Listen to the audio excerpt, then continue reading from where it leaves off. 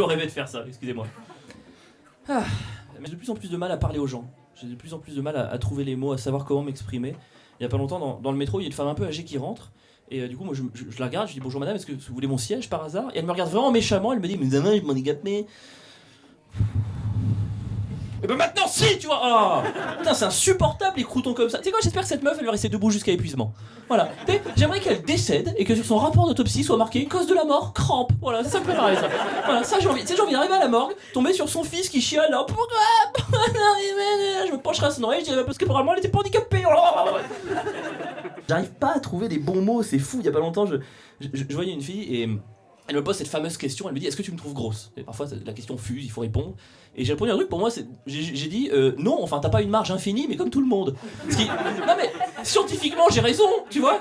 On n'a pas de marge infinie, si on grossit tous, on explose, c'est pas pour elle. Scientifiquement je suis dans le juste, mais c'est vrai que les choix de mots n'étaient pas bons, quoi. Je sais pas quoi dire.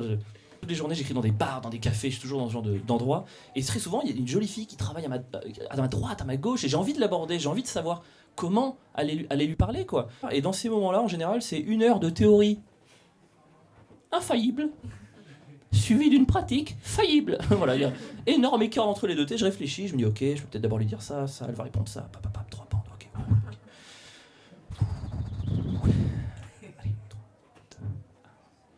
Allez, oh non, non, oh non, c'était pas du tout la théorie. Non, c'est pas du tout ce qu'il fallait. Et le pire, c'est que tout se joue à la première impression. Donc c'est déjà niqué. C'est déjà foutu, même si je me rattrape, même si je trouve les bons mots, même si je lui dis pardon, excusez-moi, je trouve très joli, je me demandais si à tout hasard je peux vous payer un café, c'est pas ça qu'elle va entendre. Elle, tout ce qu'elle va entendre, c'est c'est terminé, c'est trop tard, dégage, allez hop, ça passe ailleurs, quoi. Et le pire, c'est le vrai moi. Vous voyez? Je le sors tout le temps, c'est mon truc, tu vois, c'est le vrai moi, au milieu d'une phrase, je me baladais dans la forêt, quand je veux. Et ça ne marche pas, alors que si j'avais menti, si j'avais pas dit qui j'étais vraiment, ça aurait pu marcher. Et je trouve ça triste de se dire que le mensonge est d'une si grande aide. Tu vois, je trouve qu'on comprend ça très vite dans la vie, que le mensonge ça aide. Personne nous le dit. Aucun parent ne vient nous voir et nous dit le mensonge c'est formidable. Sinon c'est des très mauvais parents, évidemment. Mais tu le comprends, quoi. Tu sais, t'as 10 ans, tu pètes un verre. Vous vous rappelez quand tu pétais un verre à 10 ans? Oh non, t'as pété le monde. Voilà, c'était là, non. C'est qu'on peut reconnaître les morceaux, putain. Du scotch, c'est le verre le plus moche du monde avec du scotch. Tu te coupes de partout, tu dis putain. Tu t'entends la mère arriver de loin, de ces démarches de T-Rex, comme ça là. Tes voix de l'exorciste. Tu vois, non, elle arrive, c'est toi qui as pété le verre. Tu comprends quand même aux veines gonflées sur son front et au vomi vert qui sort de sa bouche qu'il y a un choix de vie à prendre à ce moment-là, tu le comprends quand même. Quand je dis un choix de vie, c'est pas le choix d'une vie, c'est pas une option parmi d'autres, c'est le choix de la vie. En fait, vous voyez, c'est survivre. Mentir, c'est survivre. Voilà, mentir, ça protège énormément de mentir. Pourquoi vous croyez qu'il y a des mensonges d'État ? Non mais en vrai, c'est pas pour nous faire chier, c'est pour nous protéger, évidemment, c'est sûr. Et imaginez si demain, il y a un président qui se ramenait en mode je vais dire la vérité. Et il arrive aux 20h, j'ai prévu de comploter pour déstabiliser le Moyen-Orient, et on serait là, mais qu'est-ce que... Ne le dis pas, ne le dis pas. Mais ne le dis pas, maintenant on est complices, mais quel grand gogol. Non, ne le dis pas. Oh non, mais la règle c'était tu fais ce qu'il faut pour qu'on ait l'essence pas chère, mais tu ne nous mets pas au courant. C'était des euros, des diamants. Enfin tu vois, on est con, qu'on veut pas savoir les choses.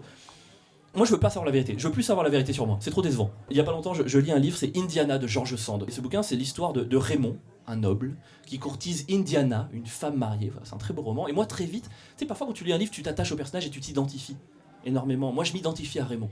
On a un peu la même vision de l'amour, la même manière de vivre un peu notre vie, tu vois, donc ça me fait un bien de fou, tu vois, c'est génial quand tu lis un livre de t'identifier à quelqu'un.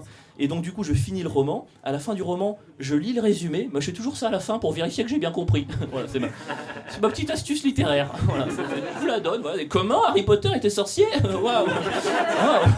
Voilà, ça explique la baguette. Et ça explique l'école des sorciers, c'était le titre. Wow. Non mais c'est dur à comprendre, franchement. Faut pas le lire trop tôt, hein.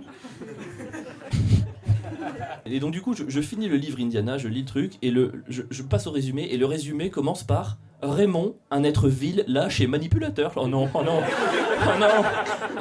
je voulais pas savoir ça sur moi, putain, pourquoi c'était pas un mec beau gosse, sympa, humoriste, tu vois, non.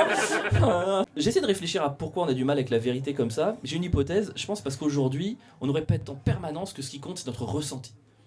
On nous dit beaucoup ça. Ce qui compte, c'est pas. Non, ce qui compte, c'est pas la vérité, ce qui compte, c'est pas les faits, ce qui compte, c'est ton ressenti. C'est ton ressenti, c'est ton ressenti. Non.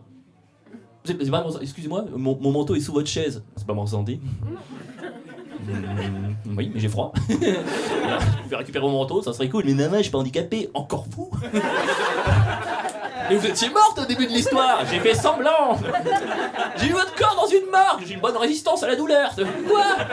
Alors, qu'est-ce qu'on en dit? Oh, alors là, hey, oh non, non, non. Oh non, non. Ah, mais ne drague pas la vieille morte, non. Ah, non, Avril, ne drague pas la vieille morte du métro. T'as pas la dalle à ce point. Non. Je pense que la vérité, c'est mieux que le ressenti, parce que quelque part, la vérité, c'est la somme des ressentis. T'as le droit de penser que t'es beau. T'as le droit, c'est ton ressenti, on te le laisse, t'as le droit de ressentir ça, pas de souci. Mais si personne te baise Non mais c'est que non. Tu vois, à un moment donné, est-ce que la vie des autres ne compte pas plus que le tien, quoi? Je trouve ça fou. Tu sais, moi quand j'étais petit, ma mère, elle me disait toujours la même phrase, elle me disait « Ne te soucie pas de ce que pensent les autres, ce qui est important, c'est ce que toi tu penses de toi-même. » Pire conseil. Horrible conseil. Ça signifie que les gens deviennent mégalos. Tout le monde dit que je suis con, mais moi je me trouve intelligent. Vous avez des connards. Voilà, c'est vraiment la recette parfaite. Ma mère, conne. Pardon, excusez-moi. C'est pas le moment de régler des comptes. Pardon.